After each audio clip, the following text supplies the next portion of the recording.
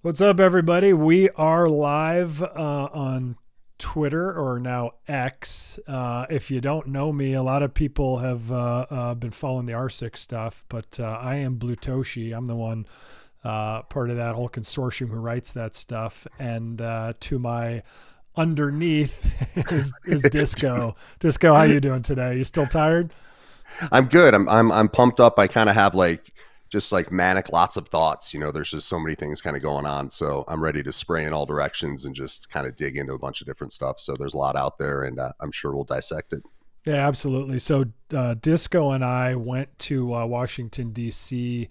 Monday through yesterday, and there was something called the Bitcoin Policy Institute, and we'll get into it in a minute. But we're both a little jet lagged and tired. It was a action packed day on Tuesday, and it's funny because we Yeah. wanted to, as two. I don't know, full degens, but we're certainly, we certainly contribute to the degeneracy of the ordinal space, and love collecting art and stuff like that, and love Yeah. being in this space and the communities. But you made a call, and we both kind of decided we didn't make it to NFT New York because we had conflicting schedules, so we couldn't make it there. And you were like, hey, let's go to this Bitcoin Policy Institute. Let's get out of our comfort zone and let's check out something that we wouldn't normally go to.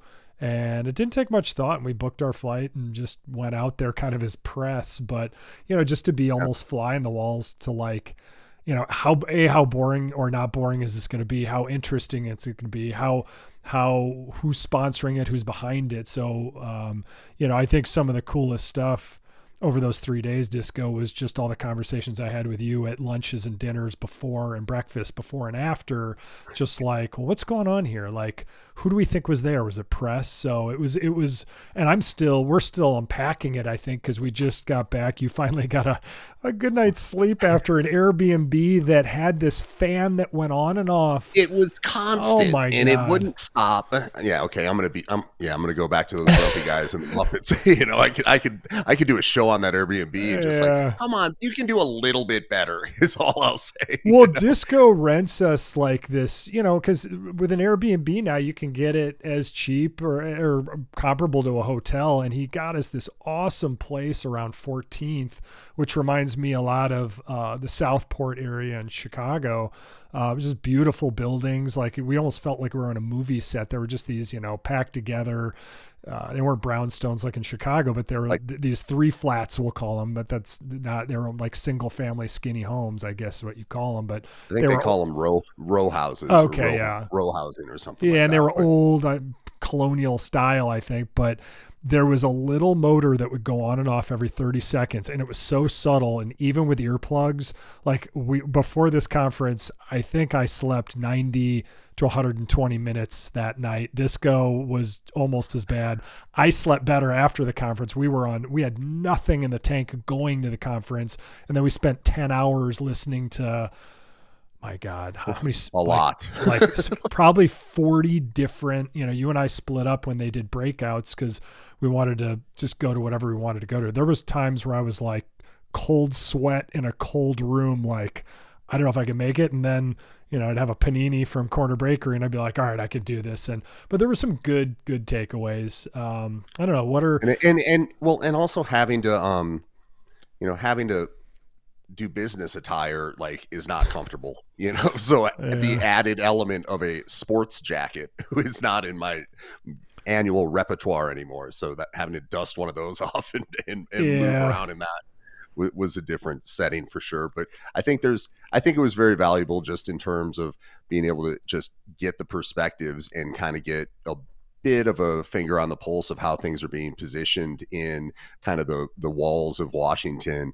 And we'll dig into it a little bit, but it certainly was worth it from that side of it. And also you kind of wonder, if you go to that sort of thing, like, hey, are any of these guys even into what we're interested in, or any of them degen? And you know you kind of understand that everyone under the covers has a little piece of that. So that was kind of reassuring in an odd way. Yeah. So Disco and I we did wear our sport coats, but most people, I would say, were still wearing ties. We were trying to figure out, I know there was 35,000 people online listening, or so they said, but I'm sure it had a good turnout. But I would say we were trying to figure out, was it like, what percent is degen and what percent, are they dabbling over here in Right. pre-runes, meme coins and ordinals and stuff like that, or even having NFTs, or even in pure degen Solana stuff. And I felt like a lot of it was press that, like, I don't want to say like the frumpy dumpy, but like you could just tell like some press folks who were just like, maybe they had to be there because they were on the desk. I assume most people on the crypto desk have some knowledge, and even if they weren't into it at first, they probably get into it pretty quick. But I honestly don't have a good read of everyone who is there. Well, I don't think that, I think it doesn't, like, it's a completely insulated environment. And I mean, just like DC overall. So like, I think that unless you kind of navigate it or understand it, coming in as complete, fly on the walls, just, watching and observing, it's hard to really understand some of the inner workings. Like, are people working for, networking to get jobs, or are they, there was a lot of that. just, lot of that. but listen, there were also, well over a half a dozen legislators, from senators to Congress people and stuff like that, on both sides. But then I don't know, like, are people just trying to get FaceTime with them to then be like, the whole thing it was a lot to digest, and it was definitely different than what we're used to in our day to day. So we were trying to parse, like, who's here and why and what's happening. And the title sponsor was Marathon Digital. Right. And, so there was a lot, of people, because they had CEOs of, the mining companies and stuff like that. So I don't know how many were hanger-ons or wanting to get FaceTime with those fellas as well. It was definitely a miner heavy conference. But before I go just into our standard intro with the awesome music and animation that Disco so cleverly procured for us, the interesting thing was we wear our sport coats, but we wore t-shirts, like cool t-shirts underneath, and we met a couple fellow degens. And it's funny, I even met like that guy I ate lunch with, he very prominent lawyer in the crypto space, super sharp guy.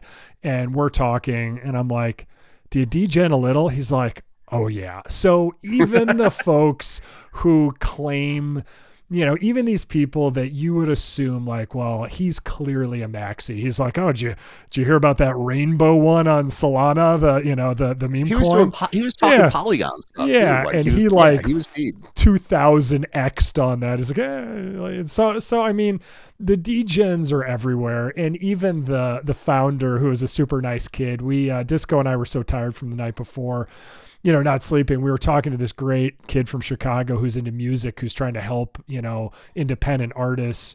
I believe his name was Dorian. Super cool kid. Reminded me and Disco of a kid we grew up with.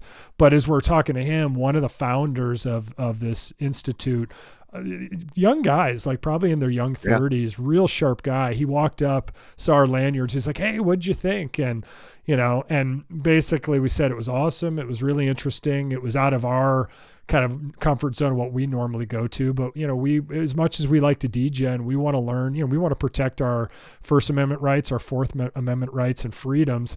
And one of his partner at the end made a comment like, and Bitcoin is just money. And I told the guy, I'm like, it was a good conference, but I said, I don't like that he closed with that, because there was some L2 stuff there and there was some runes talk, and a lot of the people on the side are like, oh yeah, like they have their perfectly crisp suits on, and then they open their jacket and they have like a litany of ordinals and runes and pups. I'm like, there we go. May I interest you in some of these? there's the fake Rolex watches. So they were totally into it. And the guy's like, really? He said that? Because he's totally into that stuff. I'm like, all right, then they shouldn't be talking for the masses, because let's connect DC. Let's make sure, as much as we degen, like, we're the true heart and soul. I think the art community and the PFP community of ordinals and NFTs on both Bitcoin and ETH, like, we're the heart and soul, I think, of where the energy is. And there's a lot of us, and good relationships are formed. They're tightly knit around media, art,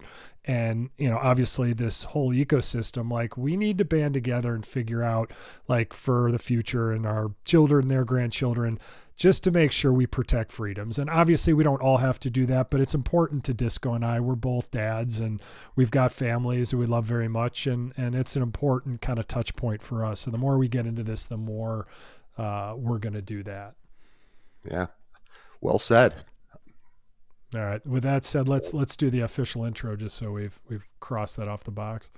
Welcome to Decentral Lens, where lifelong friends Blutoshi and Disco navigate the ever-evolving crypto landscape. With nuance as our North Star, our goal is to empower listeners with the insights to learn and to prosper. All right, that's it. We keep it short, but I do love that intro. Watching that record spin is just it's just fun to see, and it's I know it's near and dear to you, being a music guy. So we kind of touched on a lot of the bullets. We wanted to kick off because that's where we just were, and our minds are fresh there. And like I said, all our lunches and dinners just talking about the possibilities, both with ordinals and art projects, and with just like protecting our freedoms. Like, what were your highlights or biggest takeaways from coming there?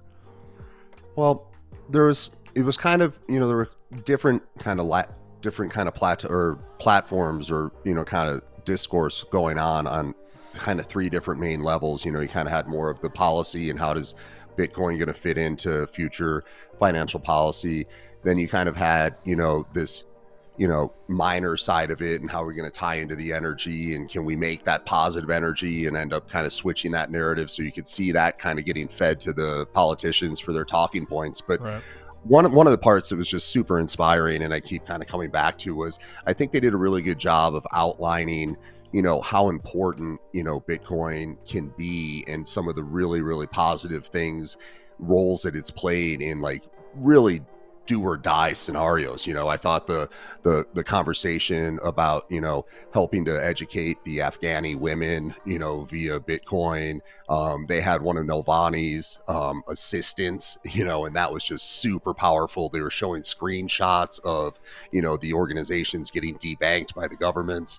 So there was a Nicaraguan gentleman who was telling his tale. So just seeing how, the whole notion of freedom money, but seeing like real use cases. And one of the things that really stuck out to me that I keep going back to was somebody referenced the fact that they said that I think it was 80% of the world's population is under some form of authoritarian government. And basically the inclination or the possibility with that is, the freezing of accounts. And it really just motivated me to, as you said, kind of get more involved in kind of making our voice heard. It's not that hard to, sign on to an email or to, call a congressman or a senator, but they were basically pleading with the folks there to do that, like take those small steps, because that's what the other sides of the situations are doing. And that's really how, things get on the radar and things actually end up becoming policy and becoming important. And it was so surreal to see, some of these older senators, spitting out talking points, pro Bitcoin right. talking points, and kind of having their lips loaded with that. So it was surreal from that perspective. But my biggest kind of emotional takeaway was really tied to, the freedom money and just seeing how important, the right to transact. And we've talked to folks about that, Intrepid, and went through his story, but seeing it just across the globe and seeing the impact that it can have really did make a big impact on me.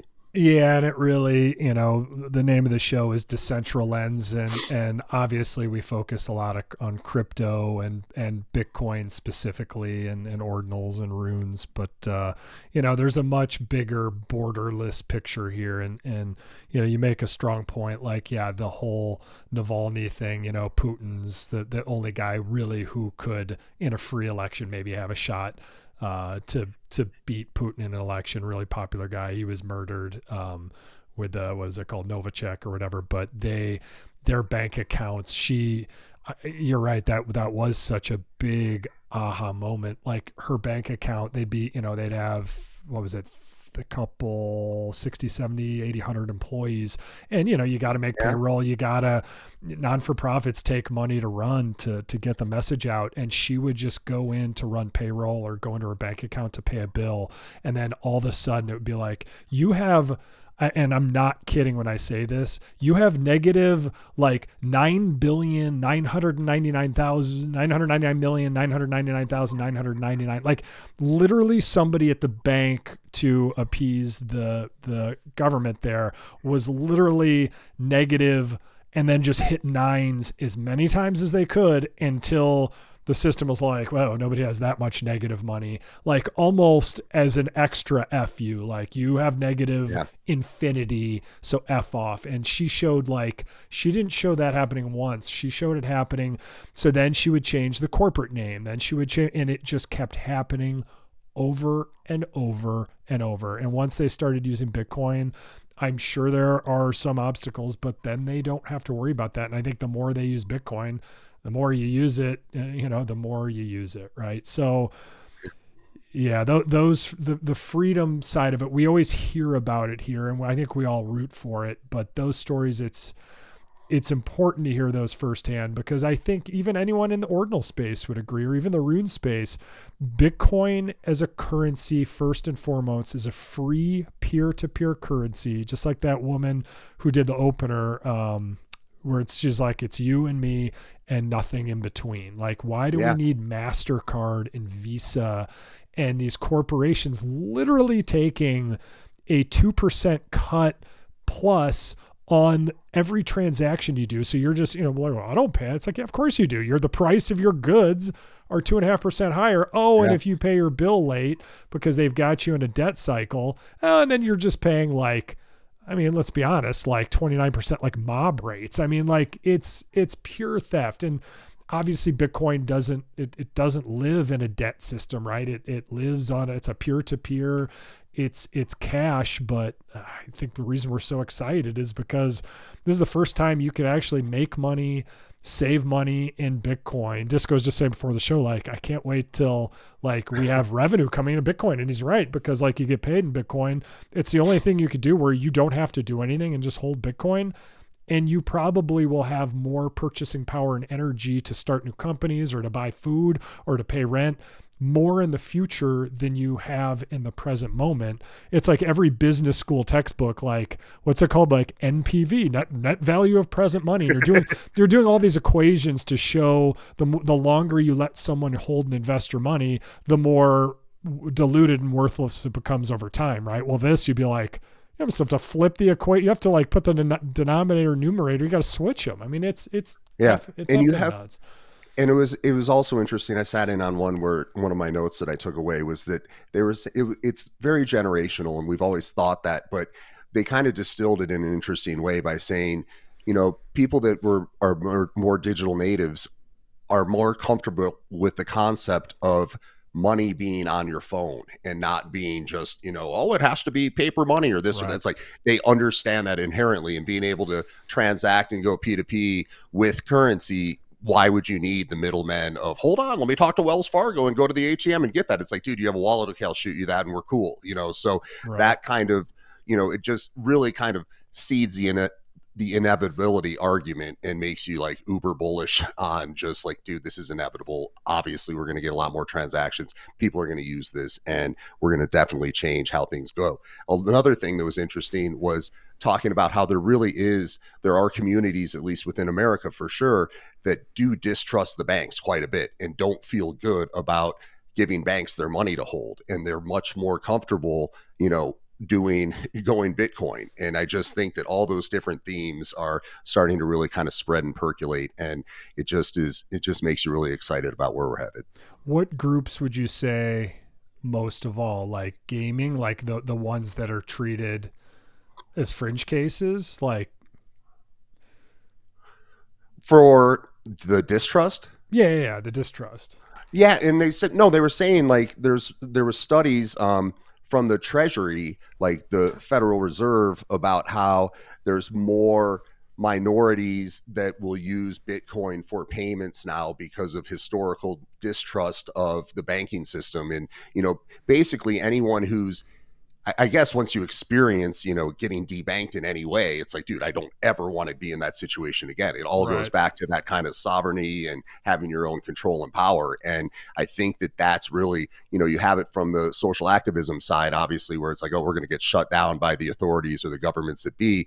But I think there's still, distrust of some of these larger banking organizations. And I think it's well-founded, actually. So I do think that they really have the most to lose. And we'll probably have to touch on this and get into it a little bit later in the show, just looking at how much the SEC has to lose with this and how everything's coming. And, you kind of see those moves. We also saw it, we've talked about this on the show before about the 50 million figure of people that hold crypto, right? And we talked about the razor thin difference in the election and the numbers there. And they were talking a lot about certain races, like there's an Ohio Senate race that we need to pay a lot more attention to because, kind of Bitcoin's on the ballot in that, and really seeing it become part of this, and then seeing, it seems as if the Democrats need to really step up in terms of being a lot friendlier and not as regulation centric, because it could really swing the election in a big way. So that was kind of interesting, just seeing some of these, pretty important politicians coming out, taking time out of their day to speak to this group of, pro Bitcoin folks. Yeah, we got to have Disco and I talk this like every week. We got to have Dr. G back on, because not only is he our in-resident AI expert who we had on one of our very first shows. He was cool enough to come on and explain it to us. But I actually have a post-it here where Dr. G, if you're listening to this one, we're a little embarrassed because you gave us this homework. I've got Olama, Mistral, GP, Utopia, long chain, Noster. I need to download all this stuff and start using like a more decentralized AI. And I've been embarrassed because I want to do that before we have you back on. But Disco and I keep talking, and I know you're following that Ohio election race closely, and crypto and Bitcoin are very pertinent parts of that election and who's winning it. And it sounds like, Disco, you're saying, from what you're hearing from Dr. G, is that the crypto friendly candidate is like landslidey winning. Well, yeah, and I also think that we were hearing about the New York Senate race and how it's a big differentiator there. So we were starting. Those are, I mean, you're talking about control of the legislature. It's so razor thin on that, as well as the White House. So we'll figure out. Again, we're kind of just unpacking. Both. Metaphorically and physically from the trip. Our suitcases into the laundry. Exactly. So my kids beat me to the washing machine yesterday, but I'm in the queue. More to follow on kind of what we're going to try to cook up, but I'd love to be able to kind of galvanize some of the folks that enjoy what we enjoy and are involved in what we are.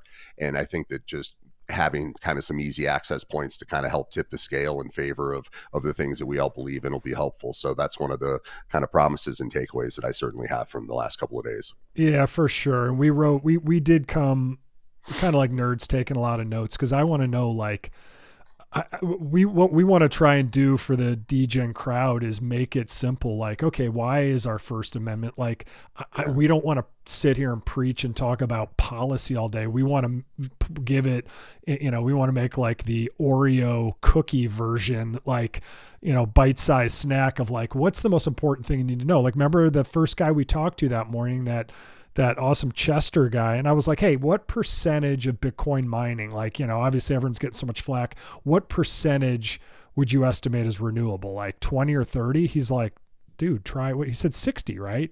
So, yeah, he said 60. And obviously this was sponsored, like this whole conference was heavily mining sponsored.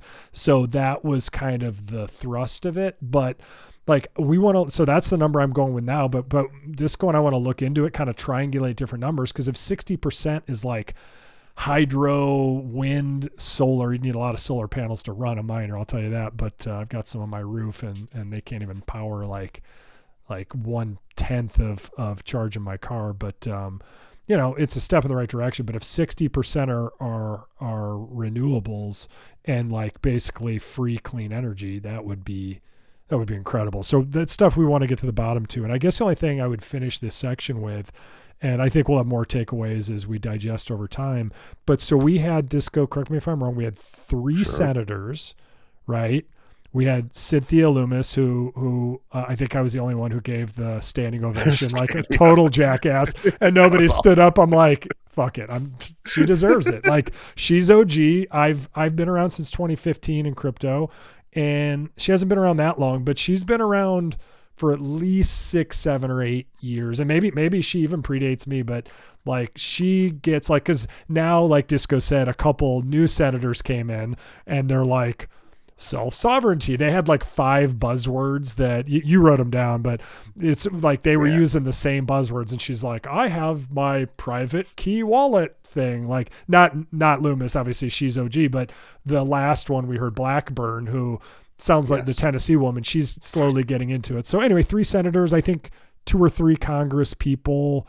At least, like, I think it was closer to probably 8 overall that were in and out of that place, because I saw in North Carolina, I was sat in with a North Carolina congressperson who was a Democrat that was, pushing and bullish on it, and just like their big focus is they think that they're going to get a bipartisan stablecoin legislation through, and then there's this whole the digital asset bill, and it's really people are it's either Warren or not.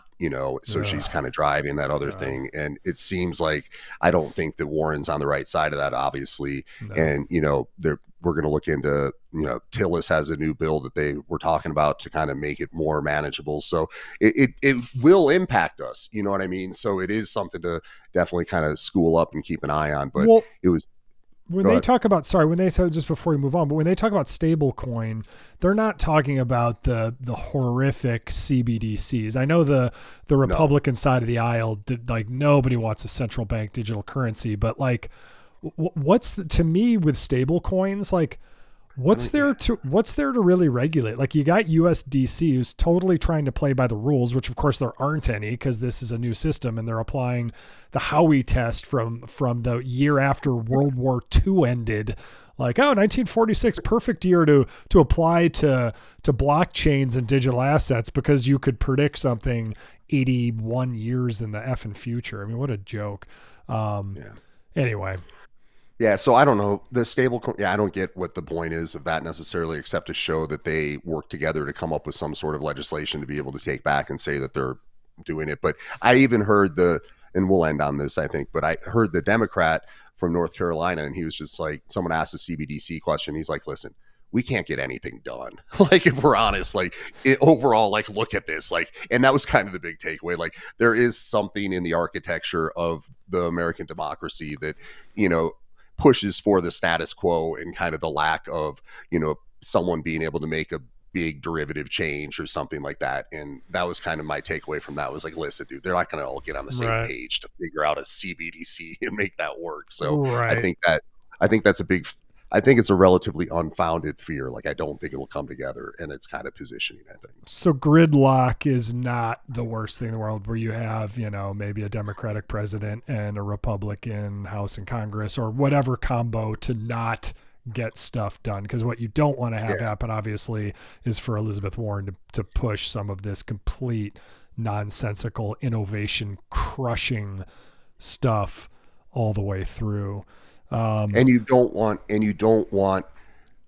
want to have fresh, teams or administrations come into place to be able to put new people in power in the agencies that end up having impact to day to day, as we're seeing with, the SEC. Like, if that gets shaken up, we have different leadership there, different perspectives, then a lot of our worries and our day to day hassles would be eliminated. Yeah, and I know that the word on the street there was that Gensler, our least favorite nonsensical person who just gave, that's a whole, we'll get into that next with the Wells notice in ETH, although I want to go to Bitcoin first, like that he's going for the treasury job, which I guess that's a step up for him, but we definitely have to have that not happen.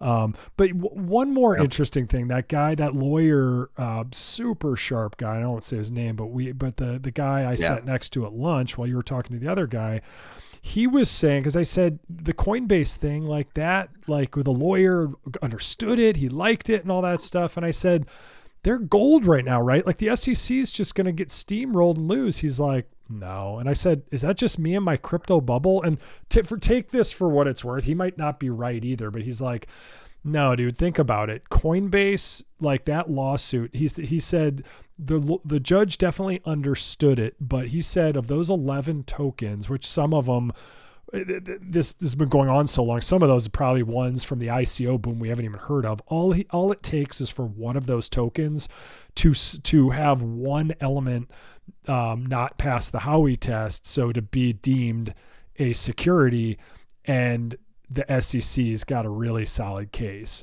So that was the one takeaway I had from him. He's like, Coinbase and some of these other lawsuits, like, the SEC has a stronger case than you think, so I'll just leave it at that there. But he also said that Ethereum, he said that because Lido, on the east side, because they were 33% of all staked ETH, and now they're only 25%. So he's like, that's actually a good thing. But he said Ethereum, maybe not in May. We know in May there's not going to be no ETF because of the delay in the SEC and stuff. But he's like, Ethereum probably has a pretty good shot of slipping through as a commodity. Is it a commodity? Yeah, it's not a security. Not a security. Yeah. But he, just like Bitcoin has slipped through, we have the ETFs like smooth sailing. He said everything behind that, obviously we know how Solana is distributed, a lot of VCs. He said that those beyond Ethereum, where the U.S. government is going to have a very difficult time not to be classified as a security. And if you think about it, a lot of those distribution methods were very like, and here's 1 billion coins for the population. Be like, yeah, but how many total? Be like 100 billion. And we have the other, 50 to 90%. And a lot of teams, like, because it'd be like the community, which the team of course had, like everywhere you turned, even if it looked like a fair distribution, deep down the foundations and all these folks had way more. So again, lots of takeaways from there. I think we'll even have more, but like I said, Disco and I are on we're on a mission to simplify all of this to make sure that while crypto degen is what I think the strongest and tightest communities, we've got a little education and we know when to pick up the phone and call our Congress people to when to fight and when not to fight. You know what I mean? So yeah, I fully agree. I think it's not that far.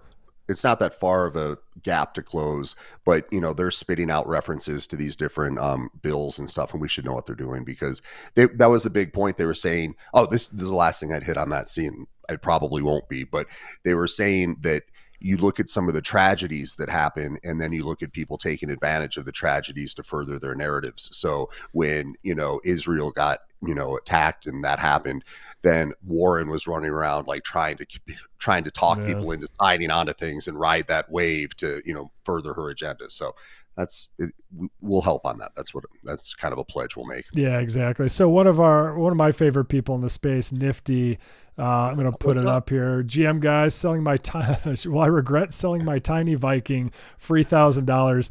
Nifty, that we go from macro and we wear our suits. We don't go to degen until like mid to end of show, where we spend the majority of our time just hashing out art and runes and all that crap. But if I had to answer the tiny Viking today, I have no idea. I think I have like 2, or maybe I have 2 in 2 different wallets.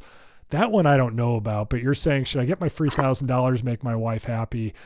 I am not sure. Like how many runes can be successful, really? And you really got to make your wife happy, dude. Like that'll go a long way and keep the wheels flowing for more opportunities to spiral into more degeneracy as things go along. Yeah, I think Nifty just likes seeing his PFP, which I love. I love his on-chain monkey. He likes seeing his PFP up here. But Nifty always asks the questions. Yeah. Everybody, you can ask questions, and we can. He's like, "Yep." We can see it, all your questions. But I tried to do it because the only way I can do it is live. But Nifty figured it out. You actually have to be watching it. Then you click like within there in the comments. I wish it could be the comment on the actual tweet, but I think it actually has to be within the broadcast. So for whatever it's worth, but Disco, just so you know, I know you get stage fright, but we're up to 4,000. No, I'm kidding. We have 127. Oh. He's like running for his tie, or I gotta go. running for a sport coat. But yeah, we've got 127 right now, which is cool. We're just like, it's funny because we post this in Spotify and all the podcasts. You can listen to us everywhere. And afterwards we put it on YouTube, but like, obviously X is the place to be. So we just go live here. So this to us, this is just an added bonus. Cause I think the one problem with X right now is you don't have like a repository to be like, oh, I didn't catch their show, let me go find it. Like finding stuff it's such a of the moment platform and their algorithms. If something's 24 hours old, that's like ancient. And if it's 24 hours old and it's on your timeline, that means that thing got like 42,000 likes. So anyway, you have to be a bit of a sleuth to find content that isn't of the moment, so it doesn't archive it at all, and you're kind of floating around. But again, we don't pre-do our time or have it set it. We just kind of go when we're ready. So appreciate everyone checking it out, and we always love comments and feedback and any support. So feel free to hit the buttons and smash the buttons or whatever it may be. Oh yeah, and also if you're listening, just repost this so other people can see it, new people. And I know a lot of people joined with R6 have been reading a lot of stuff that Scribe has been doing, and Damon and I'm Peppy and all the stuff we've been writing. Like so for new folks, welcome. I am Blutoshi. Yes, I'm. I guess I don't see many gray hairs today. I don't look that old, but this is Disco, and we grew up together and started our crypto journeys at different times, and we kind of triangulate in on what's cool and what's important. Now I got to post this one. Nifty's taken over our show, but yeah. So Scribe, probably one of our favorite people in the world, just got a custom PFP made of him, and he doxed himself what he looks like in real life. And oh my God, is he the most like dignified, handsome, like he's one of those people, he could be wearing like anything. He could be in like a burlap sack and you'd be like, that dude is wise and cool and awesome. And, but yeah, censor this, don't tread on me. And that whole team did the PFP, and Scribe showed us a side by side. And I thought Polymath was like the best looking, best dressed, coolest guy in the room. And then you get Scribe, who's like a little more elder statesman, just carries the dignity and just like so cool to see. And of course, right away, went straight to the artist, like, can we get in? Like it was so flattering and cool and subtle, I would say, what they did with that art. But yeah, seeing Scribe in real life, I can't wait to give him a big hug and meet him in real life. But it was cool to see that. That was such a cool post. And he just explained what he was doing. I'd tell you his handle, but it's like 1N, like in 1N SCR1BE maybe. Inscribed. That's correct. I think I got okay. And then there might be something after that, but I think you'll find it. But it's such a cool picture. So anyway, Nifty, we're not even going to write. We're not even going to have a schedule for the show. We're just going to be like, let's just wait for Nifty to come on, and then we'll just we'll answer all his DJing questions. So Nifty, we always appreciate you. Everyone else just chime in. We do have Katabak. Katabak is telling us that she is going to join the pool now, and she just got back home. So awesome. She's talking about the RSIC pool. When I first read this, I thought she was actually like, hey guys, good show, but I got to go swimming. But now I realized it's not necessarily that season everywhere yet. It's close, but it's coming. Exactly. Thankfully. So the feeling is mutual, Nifty, and we appreciate you. Well, let's talk. I mean, we can talk about the pool or the lottery and the pool stuff as well. Yeah, let's go. I still want to go like business in front, party in the back. Yeah, let's just go to Bitcoin because there's not a ton of stuff. So we're pre-halving, right? We're literally, what is it? It's the 11th. So we're 9 days. It's going to be like 419, 420, but now it's like more 419, right? Yeah, but someone's probably going to have to log it or jam the system to make it go 420 just because it's just such a missed opportunity. So, hopefully we can figure out a way to kind of push it to that, which would be next Saturday is 420. And Yeah, I in wish the it wasn't state, a weekend. Next Friday would be perfect. Like do a spaces and like next Friday, although then it'd be 419, right? So we yeah, and not to dox myself, but who cares? You can see my large face all the time anyhow. But in the state that I live in, for a long period of time, 420 is a very big holiday, and there are massive celebrations of all sorts going on, and it would be fun to tie that into the happening for sure. Disco, I hate to break it to you, old man, but I'm pretty sure anyone under the age of 51 and a half celebrates 420. But you're saying your state actually, it's like, Dude, it's like it's like Casimir there's Pulaski parties. Day here in Chicago. Precisely. Yes. Which is so weird. Like Chicago's the only place I've ever been, because I haven't been to Poland, where on the ATMs one of the language choices is Polski. Like, there is a huge Polish contingent here, which is awesome. Like there's so many different cool neighborhoods in the Chicago area. But we digress. All right, cool. So on the Bitcoin side, so we're pre-halving. We're about 9 days away.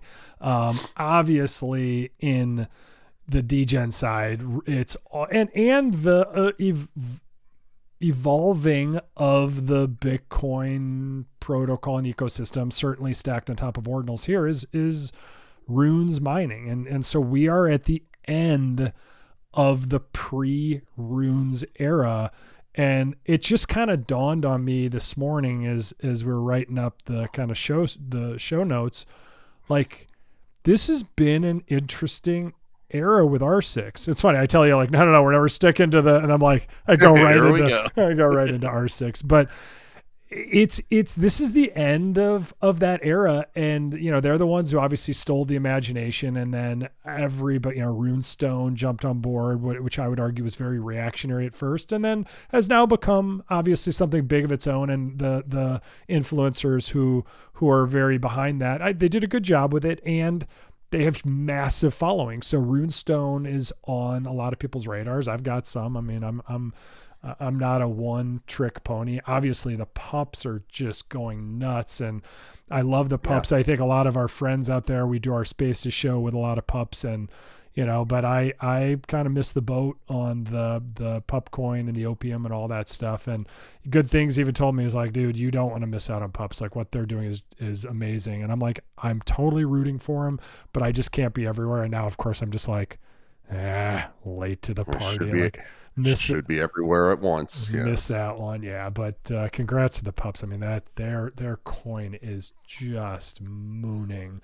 And I asked Damien the other day, I'm like, all right, let's hypothetically say I have this cousin who's trying to like figure out, like, do I go on the Solana side? Do I go on the Bitcoin side, or do I get one of these PFPs, or am I just SOL and maybe I'll jump on the other side? So who knows? Well, from let's go just kind of just knock through the bigger kind of Bitcoin macro side of it right now. So you're looking at pretty good stabilization right around 70,000 seems to be where it's sitting. And obviously we have the event on hopefully 420 coming up, but if not a day sooner, that's fine. But one of the big things is, we all noticed, and everybody, is looped in on how the ETF impacted, an upswing in price. But when we do zoom out and we look at it from a bigger picture, that's primarily, American money and American institutions. And there's starting to be momentum in Asia, specifically Hong Kong, to kind of maybe lead what could be a next wave of price jumping. So if we see these approvals for ETF equivalents in the Hong Kong market coming in as soon as like next week, we could see another nice inflow, a completely new sort of inflow into the price. And as we've all said a million times, there's a fixed supply. So what's going to happen? Most likely we'd see a nice price kick. So there's just a lot of momentum from a bigger picture perspective. And, I think that I'm not selling. I'll just say that. Like, I don't think we're hitting a top soon. Like, I think this is just kind of starting a new reality in terms of, the price discovery and where things can go. So it's very exciting. Yeah. I mean, Hong Kong, they reacted very quickly once the US passed their ETFs, but if Hong Kong passes theirs, I mean, I don't know if London is ahead of Hong Kong, but I mean, that is the basically Asian hub of it's the it's the Manhattan of that side of the world. So I think you'd see a lot of inflows there.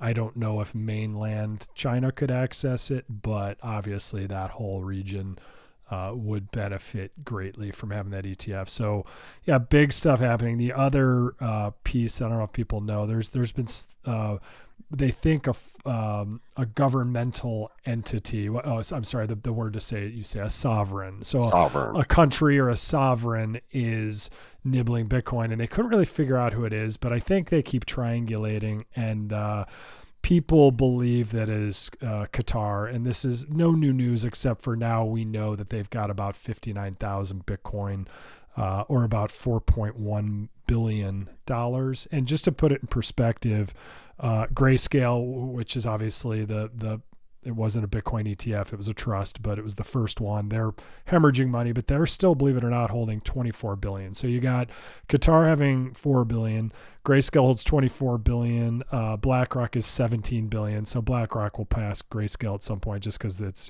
their fees are infinitely cheaper. Grayscale's at 1.5%, BlackRock, I don't remember if they were free right now or just 0.1 or 2 or whatever is cheap.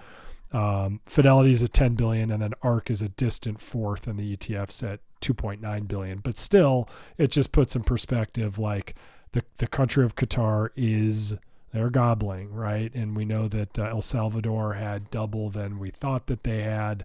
But there's just a lot of stuff going on. And one other little tidbit is that Michael Saylor, everyone's like, what's the next company that's just going to be like, wait, why are we storing money in local cash? Let's do the Michael Saylor play and just keep like taking loans out on Bitcoin and stuff.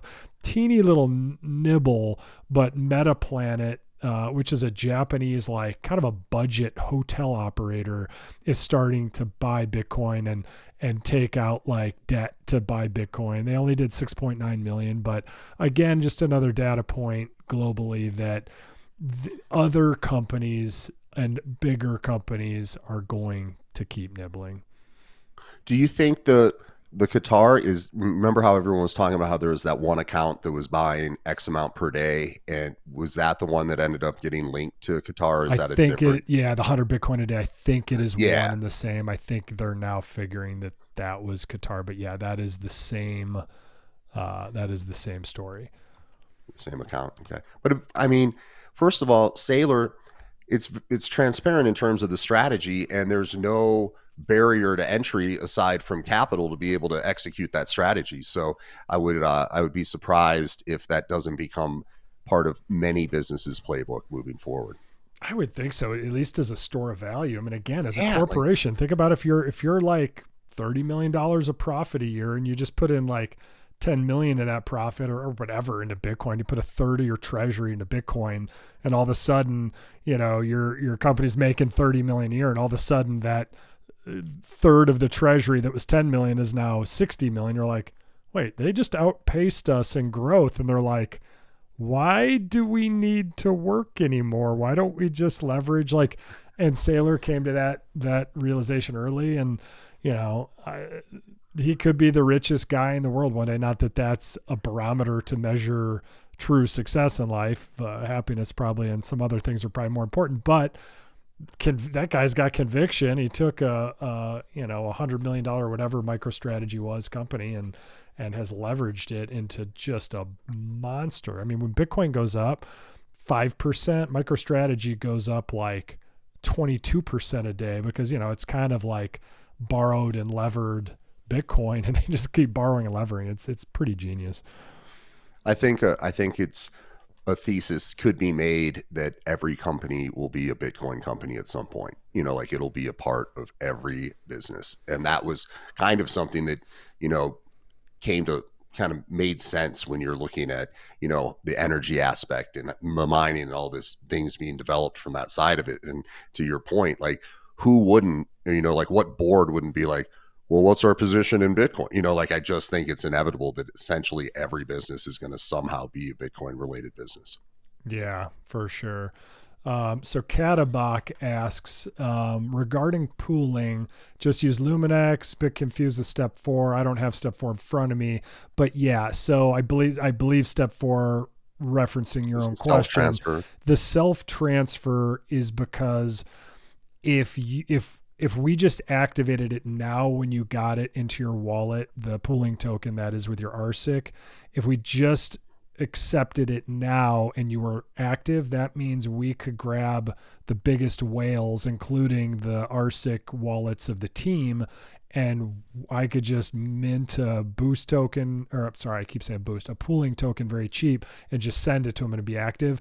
You have to send it to yourself. So all you have to do with whatever wallet you have, just transfer that inscription to the same, like the receive address is the same address it's being held in. Then RunesDev, the genius, through the API, and he can track, oh, okay, this address sent it to this address, so they're self-approving being active in the pool. So Katabak, it's a good question. You said the fees were high. I haven't inscribed anything today.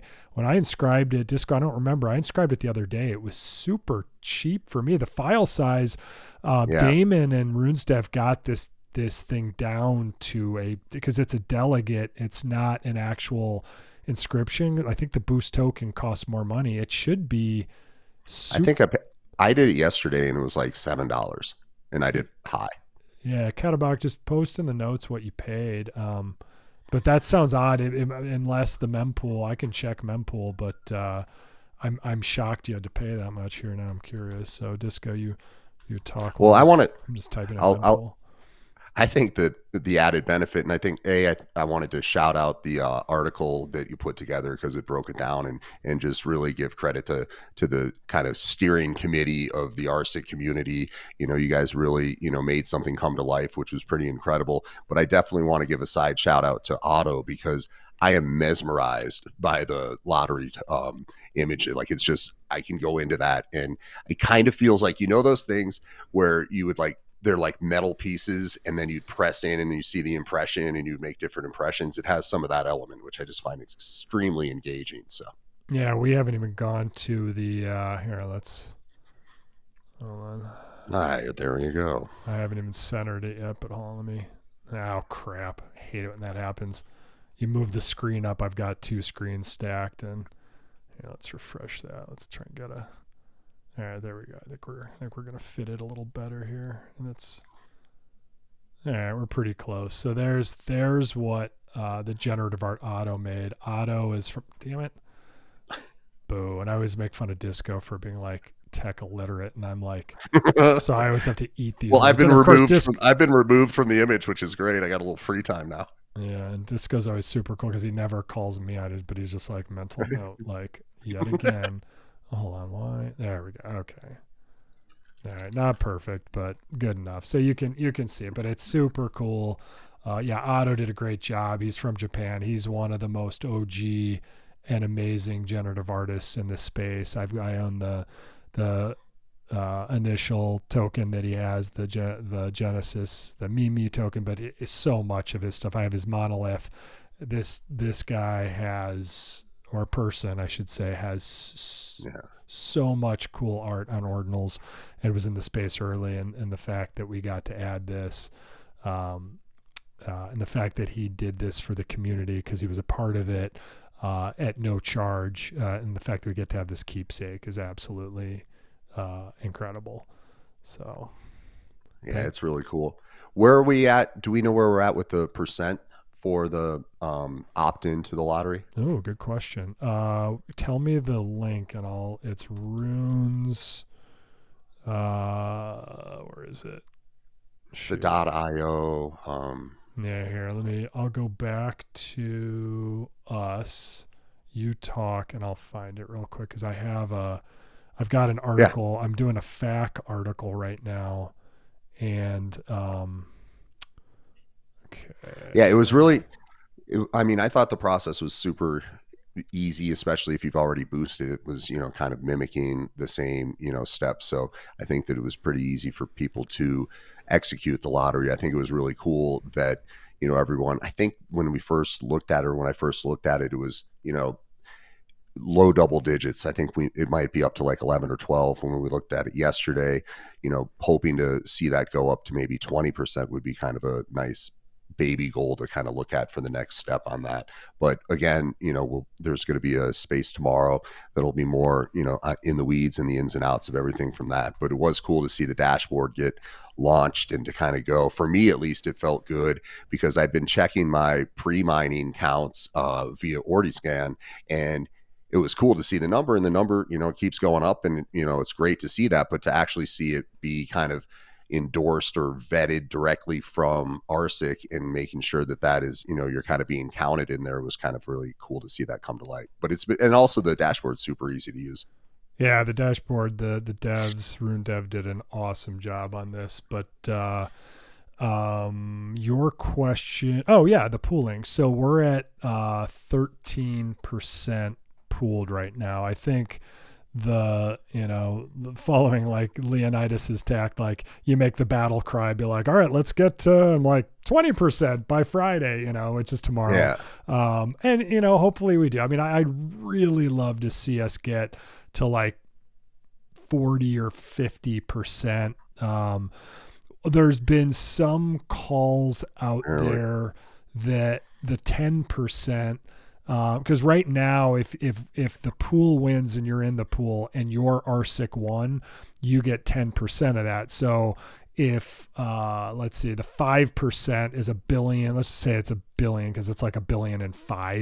But if it was, for simple math, it's $1 billion, you would get 100 million. But a lot of people say that more of the whales will come in if we go to 20%. And I got a little flack. They're like, why'd you do 10? I'm like, because I thought it was 10. I looked, I'm like, oh, it was 20, wasn't it? So I'm indifferent as long as Runes Dev doesn't care. But 20%, I just wanted the most of it to go to the pool because I want to spread it out as much as possible. But if it's 20% and that gets a lot more participation and Runes Dev is okay with it, I guess I'd have to make like an addendum inscription, like, here are the rules except for the one Blutoshi effed up by inscribing it with a 10%. So I think going to 20. That's not that big a deal. If that, if that would move the needle and make more people participate, then that's an interesting concept. And then we're still waiting to see if the team is going to join the pool, correct? Because that would obviously make that percent go up. Quickly. Here are their wallet addresses right here. No, I don't know. Oh, cool. Yeah. So you've got the full wallet. So here's actually their wallet address. So everyone obviously the Rune Media. Yeah. Well, remember, they're not buying this stuff. They're just everyone's like, oh, let's send it, because they have the R6. Remember, R6 get airdropped so much stuff, but they have 4 wallets. Each one has 525. I don't know if they have an over majority of rares, but I know they've obviously, if you have 10% of the whole collection, you've definitely got rares as well. So so the dashboard's live. I'm doing a FAQ right now, like a pretty detailed one. I'm trying to, because we've been answering so many questions. I'm Pepe and Damon and Scribe and I, that I'm trying to get them all together. Just be like, okay, here's like, read this first. Like, here's your novel. But the pooled R6 were at 13. That's a good question. I did not check it today. The only other thing that's important, since we're on here, so here are the 525. Here are the first top 4 of theirs. So they already have each one has about 350 million runes in each one, right? And then they've got, this is how many raffle tickets. Obviously, they activated theirs right away. They probably have the most raffle tickets. Yeah, Nifty saying 10%. He thought it was, Nifty likes 10%. I thought he was saying the ownership of the RSIC team, which is also 10%. But this is what I understand. And Nifty, correct me if I'm wrong, the surplus allocation is the number that, so basically for miners that didn't mine or for whatever reason, runes didn't get allocated in this random allocation after, I believe all at once, this is what you'll get if you hold through the halvening of kind of it's almost like think of the left. They're doling the leftovers out, and I believe they are doling the leftovers out in the same vein as the hash was aligned for your, when you get the extra kicker when your thing turns orange. I think it's leftover from that. So I think the answer though is, if you read the white paper very carefully, because you got to stick to the white paper, it's what it says is what it is, and you get what you get. So rarity may play a role down the line, but for this, I think some of those hashes on the rare ones came up more, but beyond that, I think rarity could potentially play a role, maybe post-halving more than now. So does If you're saying that's correct, that's how I read it. All right, cool. Okay. Interesting. So when you see that on the tracking or the account, like that could potentially be extra coming to your collection. Is that right? No, I think that's surplus. The surplus I think you're going to get. Like they're basically, I mean, they've got a hard number there. I know. I thought it was like the percent or like the amount that was like boosted on top or something to what you were doing. So if that's extra, damn, that's awesome. I think it is extra. Yeah, I'm 99% sure that's the extra that you're going to get. I could. And then we're having a Spaces tomorrow with me, Disco, obviously Inscribe, who's going to educate. There's so much to go over. And as much as I know, obviously he and Damon and I'm Peppy are the true in-house experts. I just write decent and stand up here with a blue PFP and I love this shit. I enjoy it. So anyway, it's super cool. So I mean, 9 days away, we're going to, there's, and it may be at block 840K, it's not all just going to drop at that second, but I would assume people are going to be smart and wait for gas fees to go down a little, but I would expect in the next days or week or something that we'll see a lot of movement. And who are we just talking to? That must have been the Spaces last week, that you're going to see, like, I don't want to say, it's not a good analogy, but as the tide rolls out, like, who's not wearing a swimsuit? Like, so many of these things drop stuff and have promises.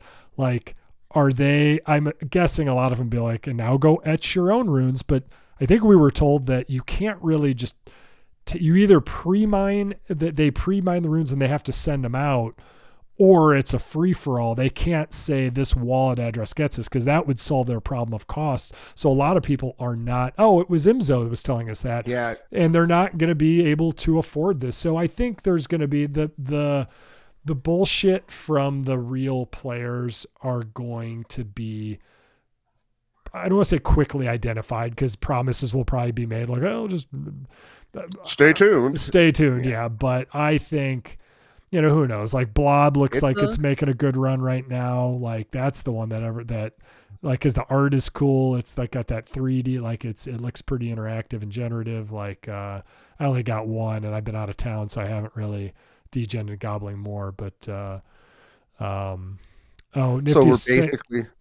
Nifty's saying one other thing just while we're on the rare. So the duration of the rare held. So if a bunch of people flip rares, picking them up, it might benefit you, but holding the rare now, that actually answers the question, and it makes the incentive, if you had a rare, to hold the rare and not just be like, well, I'll just buy back later when everyone, if the initial wave of people dump once they get the runes. So that makes sense that holding a rare longer speculatively might increase your odds of getting some allocation of some better thing in the future.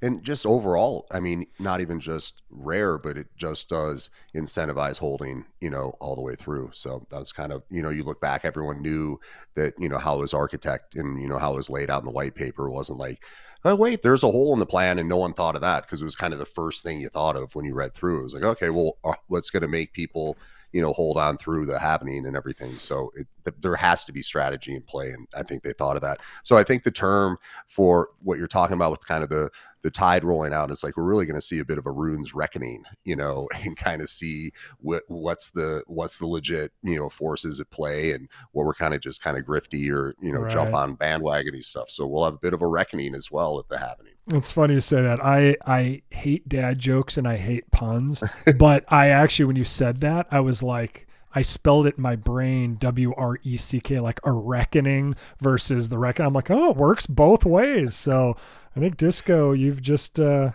runes. We may have stumbled on something. I think you've coined your first phrase. T-shirts coming soon, everybody.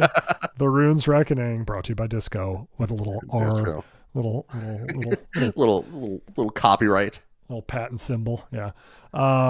All right, cool. Well, so is there anything, I guess we covered the macro, and we certainly covered the policy stuff, the big picture. And, like I said, we just got back from there, so we just had to digest, but I think we got a lot out, and I think more will seep out of us in the next couple of weeks. But on the other side, I think even if we're ordinals, degens, runes, maxis, the halvings coming, ETH, I mean, the SEC serving Uniswap a Wells notice on the ETH side it's a big deal. It's a big deal, and it's just like, I thought Hayden's response to it was, who's obviously brilliant, the founder, and he's just like, I'm not even angry, like I'm just disappointed and annoyed, like that I got to deal with this now, but we are going to fight. And I think the tenor of the space now that they've seen the SEC overshoot, people are protecting themselves. Obviously, XRP had a win against them. I think people are fighting back. Obviously, he's got very deep pocketbooks backing him as well. I think A16Z, I think there's a lot of people who have a lot of interest in making sure that Uniswap stands the test of time, which is silly because they're going after the ones who tried to take the highest road. You know who he is. He's in, I think he's in it was Manhattan, in Brooklyn, unless right?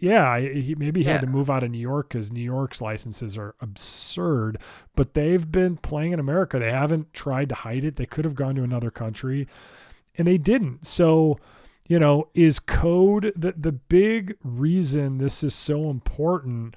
Adam Cochran just nails it. Like,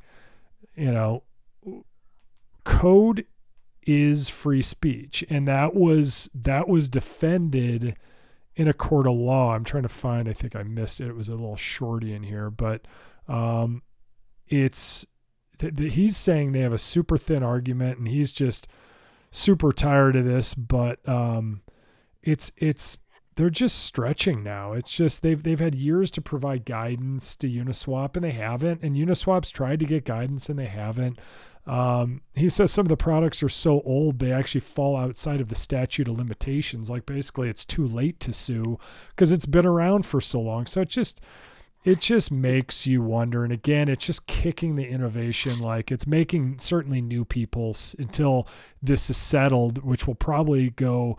It'll probably take years, and it'll go to the Supreme Court. And then you have to worry about the politics of the Supreme Court, who's there on the, I mean, it's just a hot effing mess. It's just depressing. And the way, the response, the way you teed up his response was, it sounded like a frustrated parent, like, I'm not mad, I'm disappointed, Right. And it's like, dude, just stop. You're coming at something that, was literally constructed and executed in pretty much a perfect way, right? Like, if you really looked at it as a model and an example, like, you can't really poke holes into it. It doesn't do anything that they're kind of alleging and going after. Like, it's almost like, bring it on and let's just knock them down and get just a huge loss, because I don't see how they can prevail. I don't see, it's just so frustrating that they would even try to do this. I'm glad that they're ready to fight. They're saying even on their regular feed, like Uniswap Labs, and we're ready to fight. Like, we need to just, everyone's got to help on this, and just, it's not something to kind of brush off, because it's a smell of desperation, and desperate fighters are kind of scary fighters sometimes, right? Well, when it's your own government trying to Yeah. quash your own innovation and just stifling this. And the thing that sucks is like with Elizabeth Warren, like that whole bill that she had, which was written by the banks. One of her lieutenants had a speech, and he's like, and thank you to the banking lobby consortium. Like they basically wrote that bill because they're trying to circle the wagons and make sure that they have total relevance moving forward, when a lot of us, I'm not saying banks go away, but you just reshape what all of this stuff looks like. The most important thing that he said here, Uniswap Labs is a software publisher. They publish open source code and open source front end. Unless this Wells notice specifically relates to Uniswap X routing, which even then is questionable, this is absolutely beyond the scope of the SEC. Remember, this stuff is all open source. And again, writing code is under freedom of speech. So we'll keep abreast of this, but it's just very important for everybody to know that there are bigger things going on, and we need to make sure that the innovation and the things that go on in here, not the scams, like they could have gone after FTX, but they let that one blow. Like that one was a ticking time bomb. And it's just funny, like, that we know that Gensler actually worked in some capacity or probably knew Bankman-Fried's parents, or like, cause they're all professors. Like to me, it just reeks of favoritism, and it's just disgusting trying to pick winners and losers, and picking banks as the winners before this innovation can even happen is ridiculous. So I'm here for the fight. The only thing I responded to, and obviously, I'm the 1,012th person to respond to him, but I just said, how can we help? And we'll see, but we'll stay tuned on that. But also, like, it seems so, it's almost like, we were talking about the inevitability of Bitcoin, right? And people saw that and we're talking about that. There's almost an inevitability of Uniswap existing. It's not like it's, like it's out there and it's doing what it does and it's fulfilling the promise of what it does. And it's not going to be like, what are you going to stop? Like it doesn't make any sense. Like it's totally illogical if you look at something that's actually like a perfect representation of decentralization. Well, remember, and it's open source code too. So that's what I mean. Other people, I believe SushiSwap came right from Uniswap. Now, like so it's like you can't even, you're trying to quash something. Like you're looking at everything with an old framework where there's like board members and CEOs and stakeholders, shareholders and all that stuff. It's just a different, that's why we need a whole new set of rules, and probably a younger set of politicians who, even if they're not in crypto or don't understand it, they're willing to try and wrap their heads around it. And that's why, the Bitcoin Policy Institute, Coin Center, and all these guys, like, thank you for doing what you do, because slowly we're building not only an army, but also the information that we need to disseminate to people. Because I think a lot of crypto people, or whether they admit it or not, are either single issue or few issue voters. I'm not a single issue voter, but I'm definitely a couple of issues.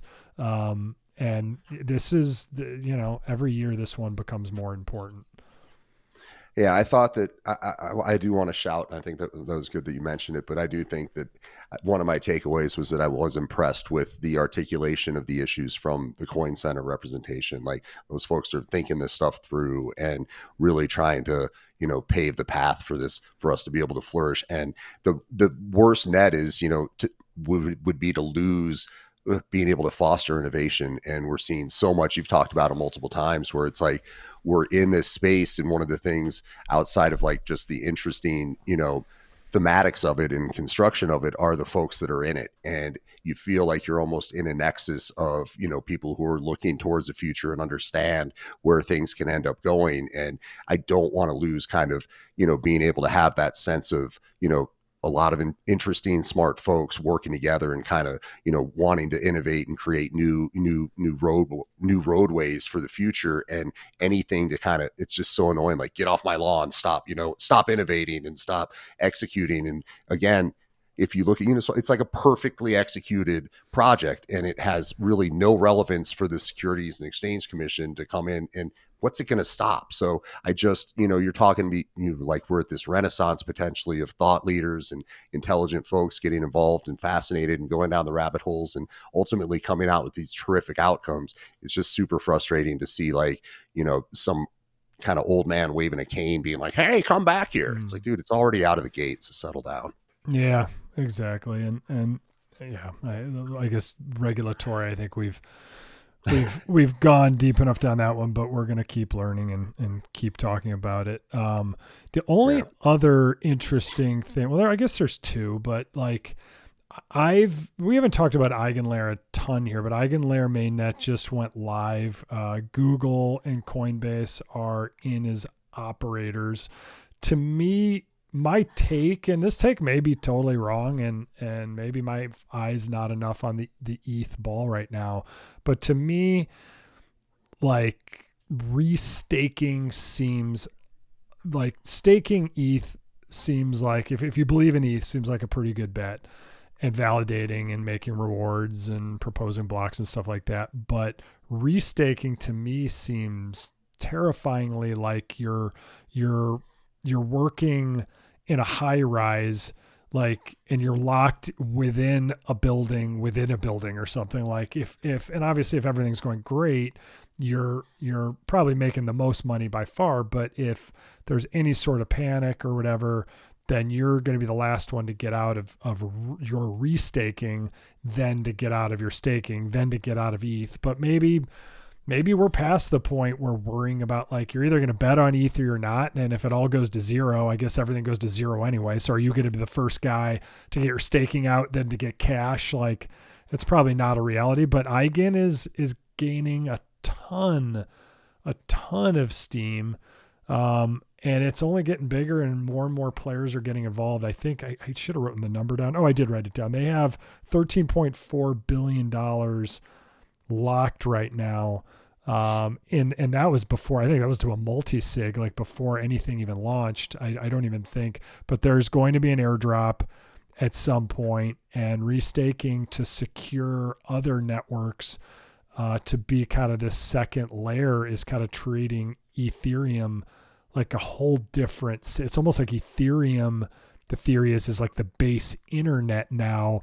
And then Eigen is a way to, like, validate, I guess if you use like the website analogy, ETH is like your basic, like, I'm losing words because we traveled so much, but this is stacked on top of it to secure many more things. And I think we got to do I don't know if we do a deep dive or just deep dive on the show to just go more on it, but yeah, there's a lot of attention's being given there, and it's worth looking at. We kind of talked about it, like, you got to think maybe that's, you have kind of that, and then you also have base, and those may, right, recapture mind share after, the halving. Like, I think it'll be something to kind of focus on at that point. Right now, everyone's so runes, what's going to happen, and it's so engaging and fascinating. But you're right, like, it's not like it's being slowly built, like it's going quick. It's getting those are pretty astounding numbers if you kind of take a look at that. Like, that's a huge amount of, 13.4 billion is not something to be ignored. So I think we need to take a closer look at that. And I think you're right. Part of it is, we talk about biases from, when you entered the space, and, you kind of, everyone in their different classes have kind of lessons learned or fears that they have from what they've experienced in the past. And, I think that from the last kind of crash, when it was, you couldn't get it was hard to, you had to move really fast to reduce your exposure to Luna, right? Like, that thing just went so quickly to zero, and it was like, oh no, well, maybe it'll come back, and steady lads and all that crap. Like, you kind of have a little PTSD from that whole, experience and run. Did you get burned by that? You did, right? You had a little. Completely. Yeah, I got completely burned. Did you get out in time or no? No. Oh, so you're saying probably, except for people like on the inside, most people, like, everyone got crushed on that. Yeah, and it went so fast, and like you didn't. Well, and they were telling you like, dude, it's fine. Don't worry. Like, it's just steady, lads. I'm working on. It's like, all right, and and that was interesting. You kind of saw that pop up. Some people are, accusing some folks of like rewriting their legacy and history on where they stood on that and stuff. But it was interesting seeing that kind of clip where it was, in real time, and you had Raw Paul being like, whoa. It just depegged and it was going down that, but that did leave a mark, and maybe kind of that mark could influence our perception of what they're doing with this restaking. But then again, if you don't want to get burned multiple times on the same sort of situation. So, I don't know if you really do want to jump in, but it's something we should probably get into and explore a little more. Yeah, I think the runes, I mean, quite honestly, like, yes, at the halving, then it's going to be different runes, and then you're going to see just not pre-mined like R6, but you're going to see runes projects launch. You're probably going to see gamification there. So, but you're right. The attention may go back to ETH and Base. I think it was just reported that Base was 33 million in profits for Coinbase, the Base chain layer, which is an optimism roll up, layer 2. They made 33 million in first quarter. So whoever made Base, like I've been rough on Coinbase in the past for kind of lack of innovation. Obviously their NFT platform tanked miserably, but I think whoever's working on this stuff, they're definitely getting smarter and doing a good job. Yeah. And when you get that sort of profit, you can roll it back into more development, right? So I think that it would be foolish to discount the influence that their products will end up having at some point, especially because of the gateway to the onboarding for, more traditional folks getting in place. So I think a topic for another day, but it's definitely something to keep an eye on. Yeah, and just to close, Ethan, maybe as we wrap the show, just kind of a sign of the times, and maybe this thing never had a chance anyway. But the Bored Ape restaurant, I think it's in California. I didn't even write down where it was, but that restaurant shut down. So, to me, we talk about this in the show a lot, but I feel like Bored Apes was certainly the pinnacle, even more so.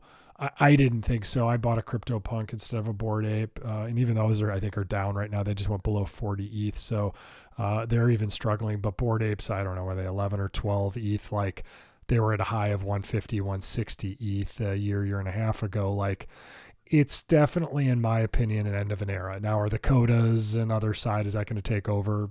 We've talked about in other shows. I think personally it's possible, but it's a long shot. But it's just another sign maybe that people are looking at ordinals, but also regardless of ordinals, like you look at Bored Apes and then you look at what Azuki's doing with the anime chain. Like love Azuki, still have the first one I ever bought as a keepsake. Maybe I'll keep it, maybe I'll burn it so it's only on the Bitcoin blockchain. We'll see, but it's definitely the end of that era where they were number one. Azuki, I guess, was number two, and Pudgy Penguins came later, and then I think they beat them both, and now, Pudgy and Bored Apes are near the top. But, except for like the art blocks and the traditional art on the ETH side, the on-chain stuff, the ones that are not fully on-chain are really struggling, and I think it's just another sign that era is over.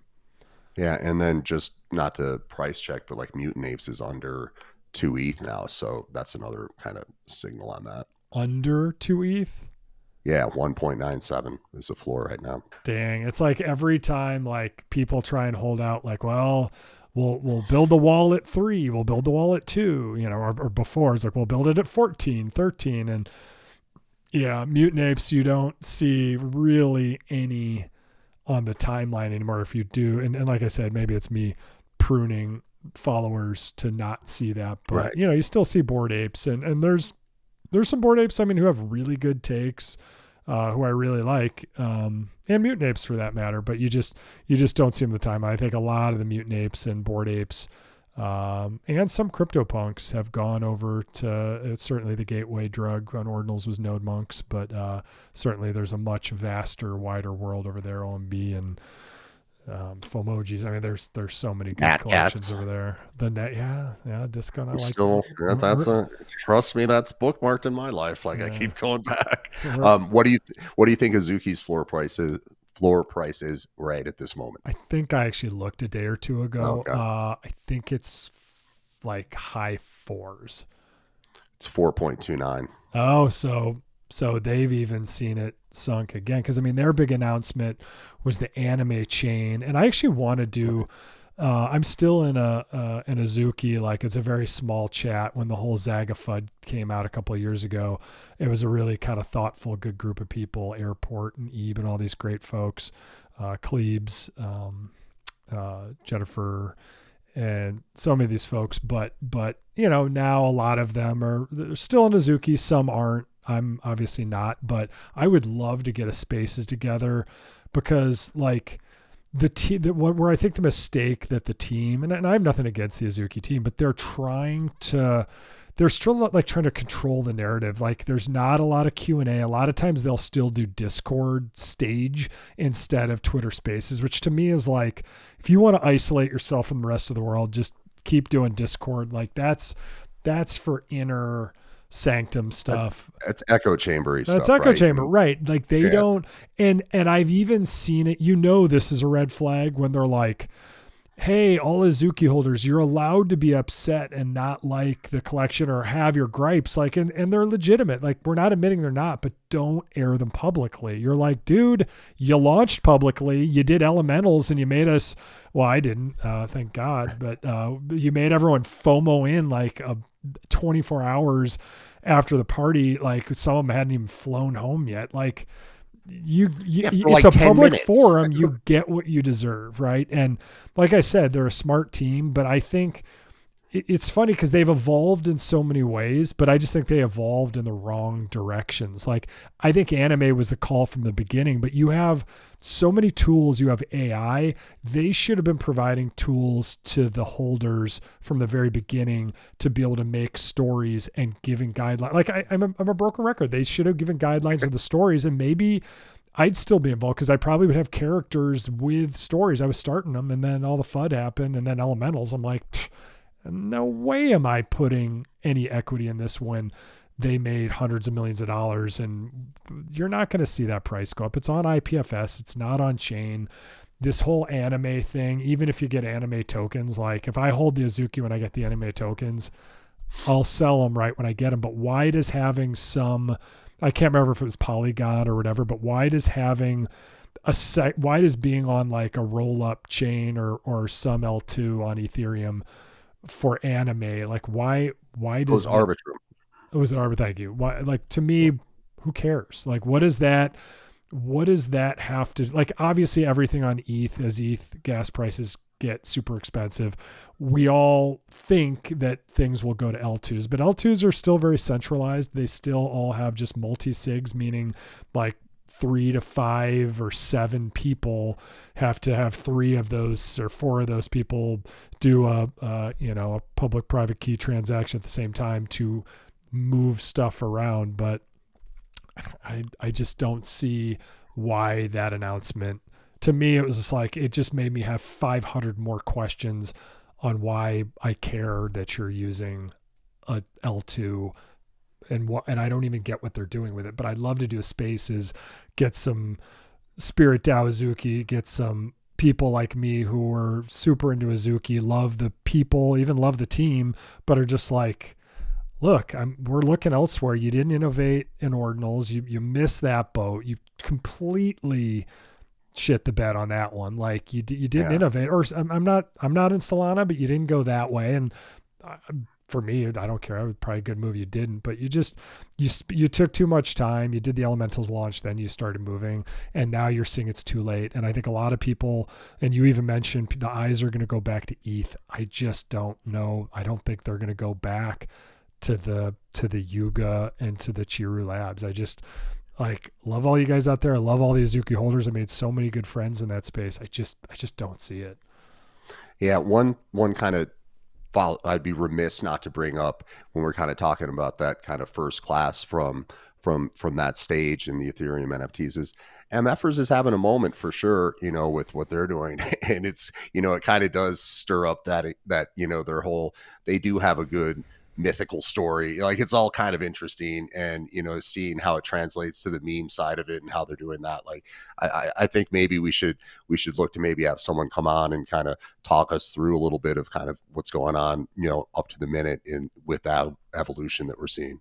Get Emily up here or something. Yeah, the MFers, yeah. Disco and I are both MFer holders, and that actually, even though I know they did a whole thing where they put them on chain, I still don't know where that is, but I just love MFers. I love the attitude. I love in a way, I don't know if I'll offend people, but MFers reminds me of pups in a way. Like, it's MFers is, because remember, they were one of the first to be CCO on that side, and Satoshi just handed the keys to a group of people, and it's just a really good raw community. And all I see, like, you'd think the MFers, when the eye goes off it, like, even though the price of MFers is down, like, their community, to me, like, I still see them loud and clear. And I was never super active in their community, but I just think they do good stuff. And I think in some ways, like, you can't compare them to pups and opium and all that stuff, but I guess I see some similarities. Like, the thing about pups and opium and that whole ecosystem on this side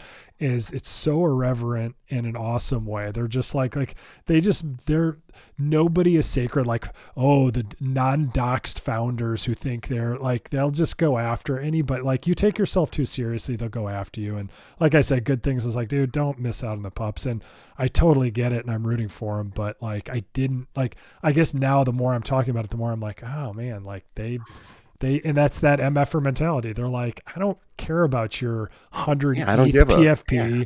Like, MFers are one MFer equals one MFer. So, I don't know. Well, yeah, as I say, I think that I'm hoping that they'll maintain their relevance because of what you're saying. Like, it kind of just has that, kind of irreverent, FU attitude that just jumps off the freaking screen when you see it, and it doesn't have to be explained, and it's more of just a feel. And it'll be really interesting to see which of that last class of projects maintains relevance, in this next wave. But it seems as if MFers is planning a pretty good flag and kind of, staying true to their message and ethos. And I think it can transcend whatever new phase we enter. So that's kind of fun to watch that while we see, the Bored Ape side of it losing kind of the relevance. And you kind of even felt that way, when you first saw them. At least I did. I was like, is that going to age well? I don't know. So some things will age well and some things won't. We're certainly going to see, we'll have that sort of reckoning as well, and see what projects are, you're going to want to maintain presence with moving forward. Yeah, absolutely. So, well, good show, Disco. Yeah. We're right at 1:30. We should probably just, like, because we're live on Twitter Spaces, we should just talk forever, because the more you're on, the more people kind of show up and come. But this is a weekly.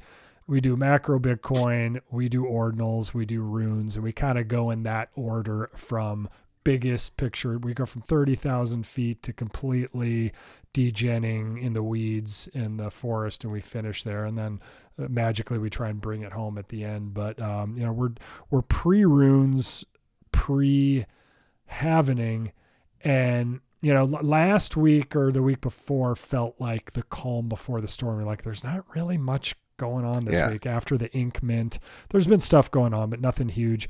Then all of a sudden, now, like, not only it just feels like a lot is going on, but maybe a lot of that's just, now you can count the days almost on one hand, or at least on two hands and 10 fingers. Like, we're almost in the runes era and the fourth halvening of Bitcoin.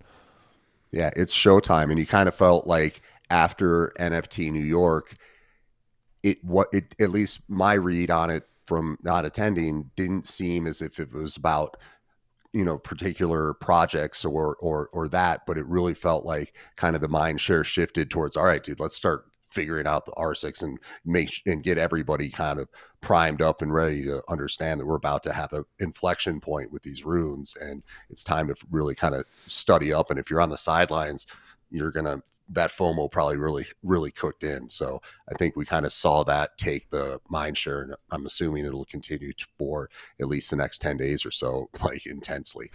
Yeah, I mean, even people I know in ETH are trying. They're like, "Hey, I know I'm a little late to the game. Like, what should I do? You know, should I get like a lot of people on the timeline are like, I've got the pooling token. Like, is that good enough? I'm like, do you have an RSIC? They're like, what do you mean? I'm like, okay, well, hold on, we gotta take a step back. And that's just one of the many. Like, yeah, what runes come out and which ones go big? You know, obviously, I'd love to have generational wealth. I'm not counting on anything. I probably haven't placed as many bets, like medium-sized bets, as I should. I guess part of me though is like, I think Bitcoin's going to go up a couple $100,000. So am I smart enough and in touch enough with kind of the zeitgeist as to what's going on to pick the 5 tokens that are going to go nuts? You know, I know there's some guy in Solana who's like, they're like, he has the magic touch. I'm like, you mean he's the influencer who's like, hey, everybody, here's the next one. And then he's like, sell, you know, and then, so I don't know, like so much of it is influencer led. And you know, if you're not in there's so many Discord private groups that you know about and that you don't know about, where founders and big whales are talking and coordinating, obviously on the ETH side, but we have to assume that a lot of this stuff is going on now on the ordinal side. And I think for certain collections, we've seen coordinated pumps and stuff like that. You know, and if it's self-led by the community, that's one thing. But when it's like some of them, you could tell, like when a lot of the ETH folks were coming over, it felt like influencers. But let's see, like as long as we remain smart and vigilant about it, and you know, some of these collections are actually kind of cool, but we just gotta all stay sharp and FOMO into the right stuff strategically, and hopefully we all make Jenny wealth. Yeah, amen. But I think one sign will be interesting is we have a mutual friend. Like if you get a call from the individual that we were talking about, if he starts asking, then that's a big bull sign. And I wouldn't be surprised if you start getting like, so what's going on with this rune shit? Like, what should I get into? Like, I think that's coming from. But the funny thing is he's been in crypto since like, maybe like 2017 or 20. He's been in for like long enough to know, but he always pops up right at the peak bull of everything. Like, hey, should I get a Bored Ape? I'm like, where have you been? Like, yeah, if you want, they're free now, but you know, he's like, well, maybe the CryptoPunk's a better thing. I'm like, dude, look at ordinals. Like, come on, like get with the times. Like, you've been in this business long enough. Like, don't make me think you're just like a noob who's like buying at max peak and then disappearing for another cycle and not capitalizing. But he's probably doing degen coins that I wouldn't touch or have never heard of. But yeah, when friends appear, and you know, we thought this Thanksgiving would be the talk of the Thanksgiving table, and it wasn't, but now we've hit all-time highs. I think we're being more bold about going out and going on the offensive and be like, you know what, I'm going to talk about it. And if people don't want to and they just glass eye over, be like, okay, fine. But like when I was I play hockey, and when I was after the game, someone in the TradFi space was kind of ripping on crypto. It was kind of around the FTX time, and so it was rightfully so.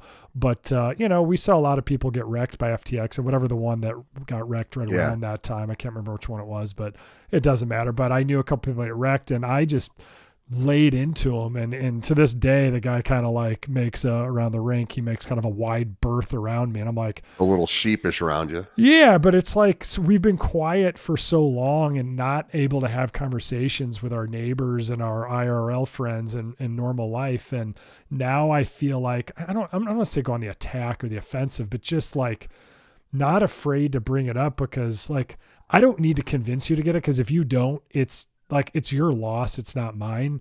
But also, like, I'm definitely gonna defend it more, and also, as you and I arm ourselves with good, like I said, appetizer hors d'oeuvre sized stats that are easy to remember, or little metaphors for people, not only for the show but also like in real life, that in my opinion can only help push it forward. So before you and I disappear, and when we all are Jenny Wealth after middle of this next halving, when everything goes to 800,000 per Bitcoin and every ordinals is worth a ton, and you made money on runes, and we all are just like, wait, it's much safer if we all just disappear. For now, maybe this is our last stand, and to make sure all the regulatory stuff gets through. I don't know. Yeah, that's a pretty great bookend. That's how we started off the show. It's what's kind of in our consciousness, and I feel like it's cool because it's shifted where there's no shame in your belief in this, and there's no, and kind of the big takeaway that I had from the event was the inevitability of this stuff moving forward and becoming adopted and taking over and transforming the existing system. So you're almost feel like you're doing a disservice by not banging the drum to people that you interact with so that they can get involved. It's almost like, come on, dude, I don't want to have talked to you and didn't tell you dude, you should get on this bus, but you kind of feel that way now in a different way. Yeah, we don't want them to miss out. Yeah, that's a good point. Because in the past, I never wanted, if anybody comes to me should I get it on Bitcoin? Should I get it on Ethereum or whatever? I'll be like, Bitcoin for sure, Ethereum sure, but dollar cost averaging, because that's all I'll say. I'm not taking responsibility. I've never been the pump guy where it's you've got to get in now, which in many cases, when we know we're at little local lows, when it, after the ETFs went live, it went from 49. Was that really 49 to 40? Yeah. It went kind of, that was a month or that two was ago. The big pop. That was the big pop. It went up to 49. Yeah. And we're yes. So all those traders, so they made their money. It went down to 39 or 40. And I knew I want to so bad just be I would load up on this ETF. And obviously with my family members, my brother and my one of my business partners, I was hey, this is probably a good time because they've already been in the space and they know. But that's all I said about that. And they know enough to be if he's going out of his way to tell me that it's probably important, but I'm not going to tell someone new because they're such noobs that they're I don't want them to overshoot, but it's just put whatever you can afford a week or a month, maybe get an initial chunk now and then keep buying, nibbling in the future. Because I remember in that Spaces last week, we heard that awesome kid who was I'm still working in a factory or something. I'm not making much money, but I bought a little Bitcoin. I had conviction with whatever I had left over after rent and food and stuff. And he's when it doubled, I got a little bump, and we forget this. We're older, and you and I have had businesses and stuff before, but a lot of these folks are making their first nice little nuggets and they're seeing their first wins and they're wait a second, what is this? What's going on?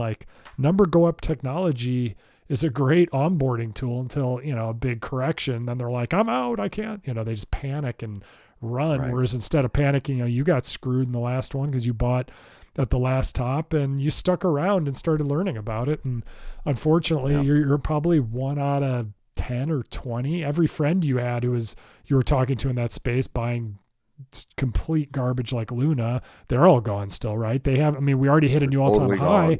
They're gone. We haven't even hit this cycle's all-time high is going to melt faces, not financial advice, on old all-time highs, and none of your friends are even looking. So are they going to look again when Bitcoin's 162,000? Or maybe they'll ride it from 162 to 320 with everyone else.